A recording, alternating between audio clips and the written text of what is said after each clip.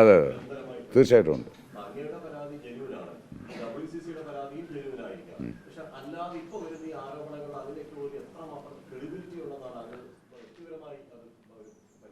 Sir അത് സർക്കാർ തീരുമാനിക്കേണ്ട കാര്യമാണ് അതിനകത്ത്. പക്ഷേ ഞാൻ കഴിഞ്ഞ ദിവസം ഞാനത് പറഞ്ഞു, നിങ്ങൾ മാധ്യമങ്ങൾ പോലും ആ രീതിയിലല്ല ഇതിനെ എല്ലാം കൂടി അവയിൽ വരുമായിട്ടാണ്. അങ്ങനെ വരുമ്പോഴൊരു ക്ലാഷ് ഉണ്ടാകാനുള്ള സാധ്യതയുണ്ട്. അതായത് ഈ എന്താണ് ഒരു ജുഡീഷ്യൽ ക്ലാഷ് എന്നൊക്കെ വേണമെങ്കിൽ പറയാവുന്നത് അല്ലേ? ശരിയല്ലേ? അങ്ങനെ പറഞ്ഞ ചോദ്യം ഞാൻ 100% യോജിക്കുന്നു. കാര്യം ഇപ്പോൾ തന്നെ ഹേമ കമ്മിറ്റി റിപ്പോർട്ട് അത് സംബന്ധമായിട്ടുള്ള വിഷയം വന്നപ്പോഴാണ് മറ്റേ എന്താണ് മിസ്റ്റർ രഞ്ജിത്തിൻ്റെ വിഷയം വരുന്നത്. അത് ഇതിനകത്തൊരു ഇതുമായിട്ട് ബന്ധപ്പെട്ട വിഷയമേ അല്ല. പക്ഷേ എങ്കിലും അത് ഇതുമായിട്ട് ക്ലബ് ചെയ്ത് അങ്ങനെ വന്നു. അത് ഓക്കെ, അത് അദ്ദേഹത്തിൻ്റെ ധാർമ്മികത മൂലം അദ്ദേഹം ചെയ്തു. അത് ഓക്കെ, അതാണ് നമ്മൾ യോജിക്കുന്നത്. പക്ഷേ അപ്പോൾ അതിൻ്റെ കുഴപ്പമെന്ന് പറഞ്ഞാൽ ഇപ്പുറത്തെ സൈഡിൽ ഈ പറയുന്ന വിഷയമായിട്ട് ബന്ധപ്പെട്ട പലതും മുങ്ങിപ്പോവുകയാണ്. അങ്ങനെയുള്ള അപ്പോൾ ഒരുപക്ഷെ അതിനു വേണ്ടി ഞാൻ അവരങ്ങനെ ചെയ്തു എന്ന് ഞാൻ അവകാശപ്പെടുന്നില്ല. പലതും അങ്ങനെയാണോ വന്നിരിക്കുന്നതെന്നുള്ള സംശയം എനിക്ക് തോന്നാതിരിക്കുന്നില്ല. അത് ഇല്ലെന്ന് പറയാൻ പറ്റത്തില്ല. അങ്ങ് പറയുന്ന ചോദ്യത്തിനോട് അതെ കാര്യം ഈ മറ്റതൊക്കെ ഒന്ന് ഒതുക്കി വെക്കുന്നതിന് വേണ്ടി പോയി ശ്രദ്ധ മാറ്റുന്നതിന് വേണ്ടി അതൊരു പക്ഷേ ഞാൻ കഴിഞ്ഞ ദിവസം ഞാൻ പറഞ്ഞതുപോലെ സർക്കാരിൻ്റെ തന്നെ ഒരു തന്ത്രവുമാകാം. പല തീരുമാനങ്ങളും ഇതിൻ്റെ മറവിൽ നടക്കുന്നുണ്ടെന്ന് കാര്യം അതെനിക്കും അറിയാം. അത് ഞാൻ പൊളിക്കും, അത്രേ പറയാനുള്ളൂ. എന്തായാലും നാളെ ഹൈക്കോടതി സിറ്റിംഗ് ഉണ്ട്, അത് കഴിഞ്ഞിട്ട് പറയാം.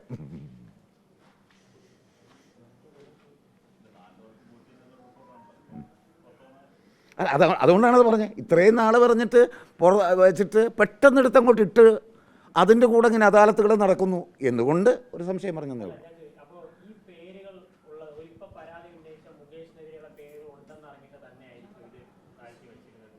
സാർ കേട്ടില്ല.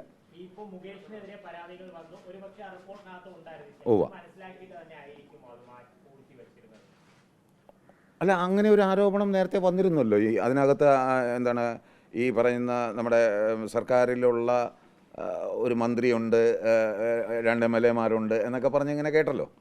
അപ്പോൾ ഒരുപക്ഷെ അങ്ങനെ ആകാം, അത് സാധ്യത കാണുന്നു. നമ്മൾ കണ്ടിട്ടില്ലല്ലോ, നമ്മളൊരു CCTV അവിടെ കൊണ്ട് ഫിറ്റ് ചെയ്തിട്ടില്ലല്ലോ. പക്ഷേ അവിടെയൊക്കെ സെക്രട്ടേറിയറ്റിലൊക്കെ CCTV-കളൊക്കെ ഉണ്ട് എന്നുള്ളത് നിങ്ങൾ വേണം പോയി നോക്കേണ്ടത്. അത് നോക്കിയായിരുന്നെങ്കിൽ നിങ്ങൾക്ക് ഒരുപക്ഷെ കിട്ടുമായിരുന്നു ഇവിടെ ആരൊക്കെ പോയിട്ടുണ്ടോ എന്നുള്ളത്. ഒരിക്കലും ഇല്ല, അമ്മയുടെ പ്രസക്തി ഒരിക്കലും നഷ്ടപ്പെടില്ല. അമ്മയിൽ അത് എൻ്റെ അച്ഛൻ പറഞ്ഞൊരു വാചകമുണ്ട്, നിങ്ങൾക്ക് ഓർമ്മയുണ്ടെന്നറിയില്ല. എനിക്ക് അമ്മയിലെ ചില ഇങ്ങനെ ഇൻവേർട്ടർ 5-10 ഇൻവേർട്ടർ കോമയിലാണ് അച്ഛൻ ആ ഒരു ഡയലോഗ് മോഡുലേറ്റ് ചെയ്തിരിക്കുന്നത്. ശ്രദ്ധിച്ചായിരുന്നോ? ചില അംഗങ്ങൾ അമ്മയോട് ഇപ്പോഴും ബഹുമാനം തന്നെയാണ്. ഇത് ഞാനും എഴുതി കൊടുത്തിട്ടുള്ള വാചകമാണ്. എനിക്കും ബഹുമാനം തന്നെയാണ്. മടക്കയാത്ര ആഗ്രഹിക്കുന്നു ഞാനോ? അല്ലെ, മടക്കയാത്ര എന്ന് പറഞ്ഞു കഴിഞ്ഞാൽ അതെ ഈ പറഞ്ഞ പോലെ നമുക്കത് എനിക്കതിനെക്കുറിച്ചൊന്നും പറയാനില്ല. കാര്യം എന്നെ വേണ്ടാത്തടത്ത് എനിക്ക് താല്പര്യമില്ലാതെ അങ്ങനെ നിൽക്കുന്ന ഒരാൾ തന്നെയാണ്. എന്നോട് ഇഷ്ടമില്ലാത്ത അല്ലെങ്കിൽ താല്പര്യമില്ലാത്ത ഒരു വിഭാഗത്തെ ആരായിക്കാലും, അത് ഈ ഏത് സ്വർഗരാജ്യത്താണെങ്കിൽ തന്നെ നമ്മൾ എന്താണ് എന്തായാലും പറയുന്നത്, പാരഡൈസ് എന്നുള്ളതിന് സ്വർഗരാജ്യത്തിലാണെങ്കിൽ പോലും അവിടെ ചെന്നിട്ട് മാലാഖമാരാണെങ്കിലും മാലാഖമാരെ എന്നെ കാണുമ്പോഴത്തേക്കും ഇങ്ങനെ നടക്കുന്നവരാണെങ്കിൽ എനിക്ക് അവരോട് താല്പര്യം ഉണ്ടാക്കേണ്ട കാര്യമുണ്ടോ? എൻ്റെ അമ്മ ഇപ്പം തന്നെ മുട്ടി നടക്കാൻ വയ്യ, എന്തിനാണ് ഇനി പുതിയ സംഘടന? അത് തന്നെയാണല്ലോ മാഫിയ എന്ന് അച്ഛൻ വിശേഷിപ്പിച്ചത്.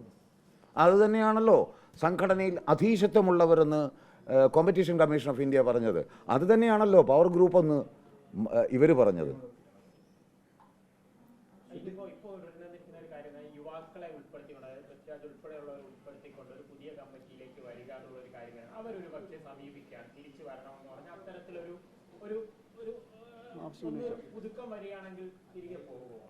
ഞാനോ? അല്ല, അത് അന്നേരത്തെ കാര്യമില്ലേ, നമുക്ക് മനുഷ്യരാണെങ്കിൽ പറയാൻ പറ്റത്തില്ല. ഞാൻ എൻ്റെ മനസ്സിൽ കാര്യം ഞാനും പറഞ്ഞല്ലോ, സംഘടന എന്ന് പറയുന്നതോടെ ആ സംഘടനയെ ഞാൻ വളരെയധികം ഇഷ്ടപ്പെട്ടിരുന്നവനാണ്. എന്താ പറയുന്നത്, അമ്മയെ അന്ന് എൻ്റെ സ്വന്തം അമ്മയെ പോലെ എനിക്ക് 2 അമ്മമാരുണ്ട്, 3ാമത്തെ അമ്മയായിട്ട് തന്നെ ഞാൻ കണ്ടിരുന്നവനാണ്. അതുപോലത്തെ അങ്ങനെ മനസ്സിലുണ്ടായിരുന്ന എന്നെയാണ് ഞാനൊരു ദിവസം അത് പറയുകയും ചെയ്തിട്ടുണ്ട്. 2018 അന്നത്തെ സെക്രട്ടറിയോടത്ത് ഞാൻ ഈ പറഞ്ഞ കാര്യം എഴുതി കൊടുത്തിട്ടുള്ളത്. ഈ പറഞ്ഞ കാര്യങ്ങൾ ഞാൻ അനുസരിക്കുന്നില്ല എന്നുണ്ടെങ്കിൽ, അല്ല ഞാൻ എന്താണ് കമ്മിറ്റി അനുസരിക്കുന്നില്ല എന്നുണ്ടെങ്കിൽ, അല്ലെങ്കിൽ അതിനൊരു നടപടി ഉണ്ടാകുന്നില്ല ഇല്ലെന്നുണ്ടെങ്കിൽ ആ അമ്മ സംഘടനയ്ക്ക് അവിഹിത ബന്ധത്തിലുണ്ടായ മകനാണ് ഷമ്മി തിലകൻ എന്ന് കണ്ട് എന്നെ പടിയടച്ച് പിണ്ടം വെച്ചേക്കുക എന്ന് തന്നെയാണ് ഞാൻ 2018 എഴുതി കൊടുത്തിരുന്നത്. ഇത് തന്നെ ഞാൻ പറഞ്ഞു, അമ്മയ്ക്ക് അവിഹിതത്തിലുണ്ടായ മകനാണ് ഷമ്മി തിലകൻ എന്ന് കണ്ട് എന്നെ പടിയടച്ച് പിണ്ടം വെച്ചേക്കാൻ. അവരത് 2023-ലാണെന്ന് തോന്നുന്നു എന്നെ പുറത്താക്കിയത്. ചിലപ്പോൾ ഞാൻ അവിഹിത സന്തതിയാണെന്ന് തോന്നി കാണും, അതുകൊണ്ടായിരിക്കും. അപ്പോൾ പിന്നെ എന്നെ തിരിച്ചെടുക്കാൻ അവർക്ക് താല്പര്യമുണ്ടോ? ഇനിയിപ്പോൾ സ്വത്തിൻ്റെ അവകാശം വല്ലതൊക്കെ തരേണ്ടി വരുമോ എന്ന് അവർക്ക് പേടിയുണ്ടാവും.